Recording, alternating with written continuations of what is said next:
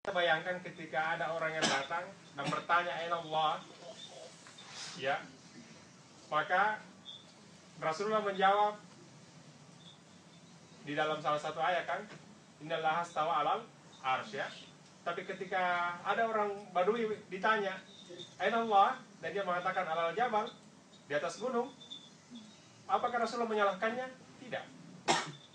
Itu artinya Rasulullah menghargai semua kompetensi berdasarkan orang itu dan tidak ada yang disalahkan, karena itulah pemahamannya dia. Kita memang sekarang ini sedang terkotak-kotak dalam memberikan penilaian kepada semua orang, ya kan? Karena kita hanya melihat dari satu sisi. Memang barangkali dibutuhkan perubahan mindset yang sangat luar biasa. Kenapa? Karena memang dari awal kita disetting seperti itu. Dari awal pembelajaran kita mulai dari SD, kita sudah dikotak-kotakkan bahwa orang yang cerdas adalah orang yang bagus matematikanya, orang yang bagus fisikanya. Tetapi kalau dia pintar bercerita, dia pintar menggambar, dia pintar melukis, tidak dihargai sebagai satu kecerdasan. Padahal dari tahun 80-an, 85, Howard Gardner sudah mulai melakukan penelitian dan membuat teori multiple intelligence.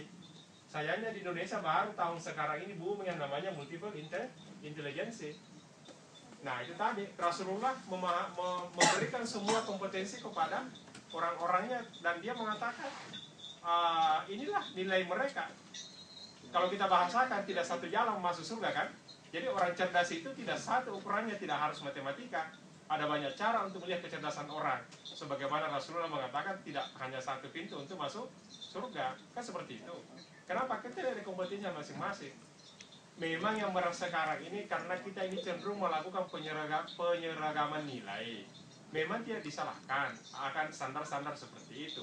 Tapi masalahnya adalah, adilkah kita sebagai guru, adilkah kita sebagai dosen memahami gaya belajar anak? Pernahkah kita melakukan pemotretan terhadap kompetensi orang-orang yang ada di sekeliling kita, terhadap orang-orang yang kita ajar? Semuanya selama ini kan satu tesnya, tes cognitive, tes menghafal. Kita tidak pernah melihat perilakunya dan macam-macam. Kita tidak pernah mengukur kecerdasannya yang lain. Itulah yang sangat-sangat berat sekarang ini. Oleh karena itu, saya secara pribadi mengajarkan atau mengajak kepada kita semua untuk melihat bahwa semua orang itu punya potensi. Semua orang sudah dilahirkan, dia sudah mengalahkan orang. Kita tahu kan ketika terjadi pertemuan sperma dan ovum dalam diri kita, kita adalah pemenangnya. Dan kita mengalahkan jutaan saudara-saudara kita. Itu artinya kita terlahir di bumi ini adalah orang yang sangat hebat kan. Nah ini harus kita pahami. Jadi kita memiliki kecerdasan yang sangat luar biasa. Masalahnya adalah kadang kita gagal di dalam menafsirkan kecerdasan itu sendiri. Jadi menurut saya, kalau pengalaman waktu kuliah di Australia, tidak ada anak yang tinggal kelas. Semua anak naik kelas. Makanya di sana dikenal ada kelas year 1, year 2. Dia berada di kelas 1, 2. Dia untuk mata kuliah A, B, C, D sudah duduk di kelas 2, tapi untuk mata kuliah F dia harus memulai di kelas 1, tetap dia dianggap kelas year 1, 2. Jadi tidak ada tinggal kelas dan tidak perlu dipermalukan dan dihargai sebagai bagian dari kekurangan kemanusiaan. Dan inilah mereka sangat-sangat Islami. Kalau kita kan tidak lulus ujian nasional, tinggal kelas dan sebagainya dan sebagainya. Dan hampir semua negara-negara Islam seperti itu. Coba kita lihat nanti ini, insya Allah tanggal 13 Juni nanti itu ujian nasional di Yordania. Ini Yordania negara Islam loh, ya. Sepersis di Indonesia ada banyak orang yang stres menghadapi ujian seperti itu. Sementara di negara-negara barat kita tidak menggunakan namanya UN. Di Jepang sendiri ada ujian nasional, tapi bukan untuk diumumkan seperti di Indonesia. Jadi kita ini adalah orang yang punya Quran, punya hadis, tapi kadang tidak menghargai kemanusiaan itu sendiri. Jadi kayaknya memang kita harus kembali kepada Quran dan hadis dan untuk melihat itu. Kalau saya mengatakan Rasulullah adalah orang yang paling paham memahami semua kecerdasan orang. Dia kan di satu sisi mengatakan Abu Bakar adalah orang yang paling berat imannya. Di satu sisi dia mengatakan Umar adalah orang yang paling kuat. Dan semua dihargai. Ketika Umar misalnya harus salat tahajud sebelum tidur, Abu Bakar memilih salat tahajud sesudah tidur, apakah Rasulullah menyalahkan keduanya? Tidak, dia menerima kedua-duanya karena dianggap dua-duanya cerdas dengan kapasitas masing-masing. Nah sekarang bagaimana teori-teori konsep Rasulullah itu kita tarik ke dalam pelajaran. Semua orang dianggap cerdas. Atau dengan kata lain, kalau begitu seluruh peserta mata kuliah ini harus lulus karena semuanya cerdas. Boleh juga. Tetapi kalau kita kembali ke teori kita, ya kalau dia melaksanakan, ya ini juga menjadi masalah besar ya. Ini yang harus. Jadi saya kembali ke Ibu Nur Takwa ya.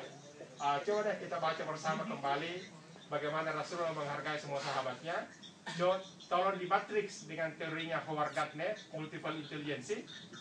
Kemudian masuk lagi di teori-teori tentang otak, ya, maka kita akan tahu bahwa ternyata manusia itu adalah orang-orang terpilih di lahir ini, orang cacat sekalipun punya kelebihan, hanya saja kita gagal membahasakan apa sih maksud dari Tuhan dengan semua itu. Demikian menurut Takwa. Tapi kalau ada yang memberikan, ada anak peserta kuliah yang memberikan tambahan, silakan. Oke, ini ada Arsas yang akan berbagi dengan kita. Saya sedikit belajar dari pengalaman mungkin. Kalau persoalan tadi tentang ada diberikan pundi-pundi tentang sebuah keberhasilan dari seseorang siswa dalam hal menunjang bagaimana mencapai prestasinya, saya belajar dari pengalaman. Saya pernah dari waktu sekolah di daerah itu kelas 3 SD, saya pernah dapat peringkat 1 karena persoalan orang tua dulu pernah janjikan sebuah arloji yang harga nilainya pada saat itu sekitar harga 8 ribuan rupiah untuk zaman-zaman 90-an. Nah, itu menjadi satu indikator yang menjadi motivasi buat saya pada saat itu bagaimana meraih prestasi peringkat 1. Alhamdulillah hasilnya itu yang menjadi nilai tagihan pada saat kepada saya orang tua pada saat itu. Tapi jadi satu motivasi. Mungkin itu yang mungkin perlu diperdebatkan kembali bagaimana di mana kedudukan persoalan yang sempat ditanyakan tadi dari Universitas Indonesia tentang hal tersebut.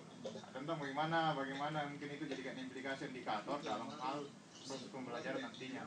Karena memang ada juga sedikit jadikan dorongan karena pengalaman dari saya itu. Nah, itu pernah saya jadi pengalaman pada kelas 3. Saya pernah dijanjikan sama orang tua kalau saya dapat peringkat 1, saya akan diberikan jam arloji yang sesuai dengan apa yang saya minta pada saat itu. Saya mungkin bisa Oke, saya tambahkan. Jadi singkatnya begini. Di dalam perkuliahan kita kan sudah menyusun standar yang harus dicapai oleh seluruh peserta didik.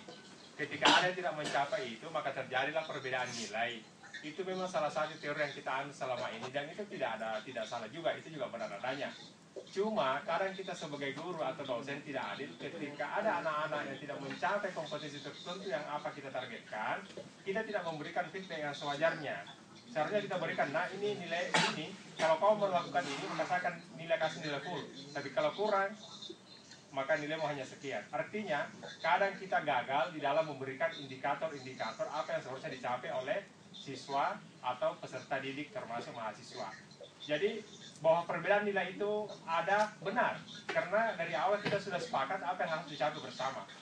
Sama saja dengan ini, tapi dengan cara seperti itu memang seorang guru atau dosen harus bijak dalam menilai sesuatu.